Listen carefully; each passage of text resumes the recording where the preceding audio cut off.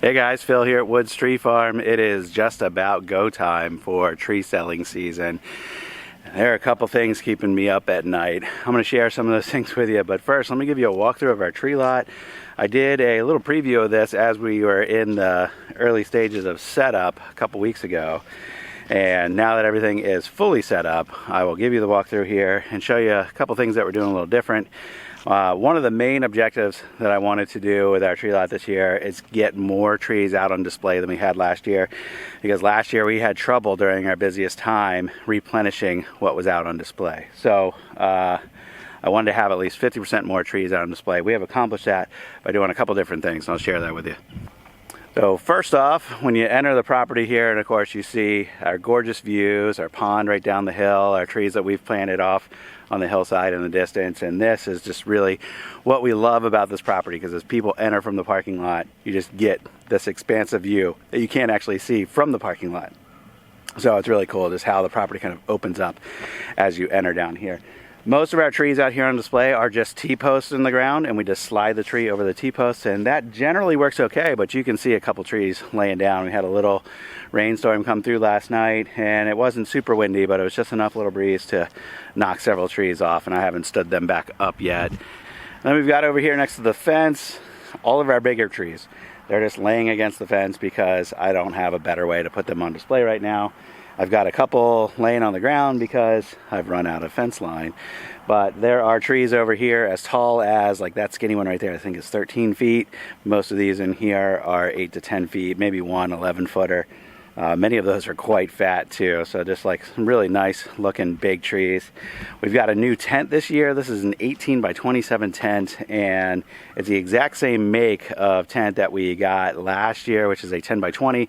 We have moved that tent down the hill, and that is now our hot chocolate and s'more serving tent. So let me take you in here and show you what we got. One of our other goals this year was to dramatically increase our average sale. So not only are our trees more expensive like they are for everyone, but we wanted to have even more options of additional items for sale. So we have more decorations, more wreaths, more swags than we've ever had before, but still not a huge selection compared to a lot of tree farms out there. But we built this big pallet rack. It's working out great. That is 2 pallets side by side on some legs that we made. And we've got about 20 wreaths on display. On the end here, we've got some swags, and then we'll just have to keep restocking that as we go. We got a hold of some candles, and we have 5 different scents. We put our logo on it, so we've got Woods Tree Farm candles. We've got some tabletop trees. We've never done that before. Our handmade ornaments over here are looking pretty good.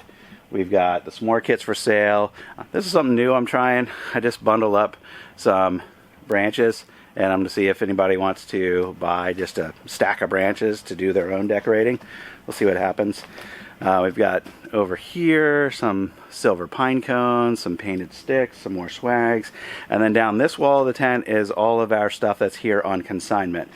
So this was a great way for us to increase the number of options that we had out here without much additional work. And initially I was against this, but my wife insisted, yeah, we need to do this. So we've got some other ornaments. We've got some baby teethers down here. There's glassware that's acid etched with different logos. And then lastly on this table over here, we've got our Woods Tree Farm coffee, which did well for us last year. It's actually a slightly different blend this year, and it is a proprietary blend for us. So really looking forward to getting people's feedback. We've tried it, we like it, so hopefully it sells well. Photo ops were a big thing that we wanted to make sure we have plenty of options on. So we moved the playhouse up here, decorated it a little bit. It looks great. It's right by the tent, so small kids can stay up here, stay close to their parents, and enjoy that. The Griswold car is awesome. It turned out really, really well. That was painted by a local artist who does all kinds of different decorative signs and things. And we started talking to them back in like June to try to get that done for this season, and they just turned around and got it to us just the other day. So glad it's here. It looks great, and I think people are really going to enjoy that.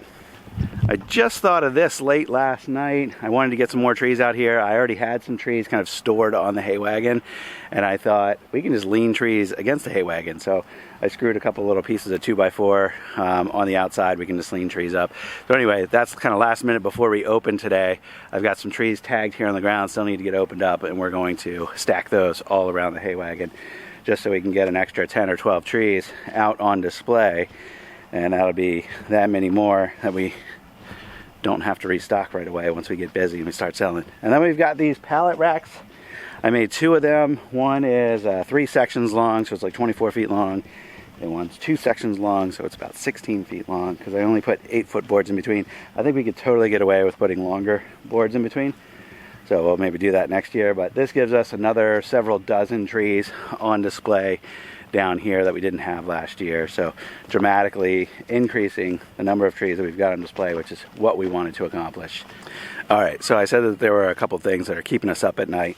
One of those is we've already shelled out a lot of money. In fact, we got double the inventory this year, and because trees are more expensive, we have already shelled out more this year for trees than what we grossed our total revenue last year. So that is a big risk to us, and we're hoping that, you know, our name has grown through our flower events, and over the course of the year our name's grown, and we're going to be able to move all these trees. But that is definitely one thing that's keeping me up, because I don't want to lose money by having a lot of extra trees at the end of the season. All right, so the other thing keeping us up at night is just kind of the logistics of trying to run the bigger tree lot than what we've done the last 2 years.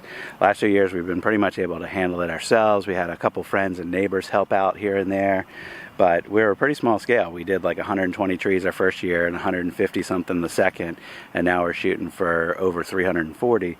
And you know, it's if we get, you know, 100 customers here a day to do trees, that's just way more than what we can handle ourselves. So we have started to bring in some extra help. Still have some friends and neighbors helping out as well, but just trying to think about, you know, do we have enough, or am I wasting money paying people and all that kind of stuff. Just a lot of stuff to kind of process and try to think through. So that's the other thing kind of keeping us up. And then finally, the last thing is just, are we going to get it all done? Which here we are on the morning. We're going to open on Black Friday. Pretty much everything's done. I mean, there's a couple things here and there that aren't exactly where I'd want them to be, but we're in pretty good shape. So I'm feeling pretty good about how things are going to go. So I'll do another video here in the next day or so to give an update on kind of how we're selling and how things moved, and if we've kind of learned anything about our setup that maybe needs adjustment. I'll share that with you guys as well. But I appreciate you guys following along. If you got any questions or comments, obviously leave those below. I'll see you on the next video. Bye.